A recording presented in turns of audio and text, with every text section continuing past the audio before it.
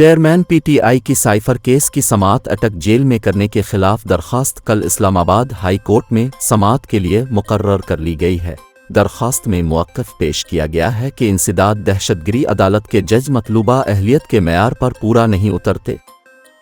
Chairman PTI की जानिब से इस्लामाबाद हाई कोर्ट में साइफर केस की समाअत अटक जेल में करने के खिलाफ दरख्वास्त दायर की गई, जिसमें सेक्रेटरी कानून दाखिला, chief commissioner IG, DG FIA, superintendent Adiala jail और अटक जेल को फरीकैन बनाया गया है। दरख्वास्त में इंसदाद दहशतगर्दी अदालत के जज को ऑफिशियल सीक्रेट एक्ट के तहत मुकदमात के इख्तियार को भी चैलेंज किया गया है और मुवक्किफ इख्तियार किया गया है कि इंसदाद दहशतगिरी अदालत के जज मतलूबा अहलियत के मेयार पर पूरा नहीं उतरते। दूसरी जानिब चेयरमैन पीटीआई की दरख्वास्त कल समाअत के लिए मुकर्रर कर ली गई है और दरख्वास्त की काज लिस्ट भी जारी कर दी गई है, जिसके मुताबिक chief justice Aamir Farooq chairman PTI की दरख्वास्त पर समाअत करेंगे।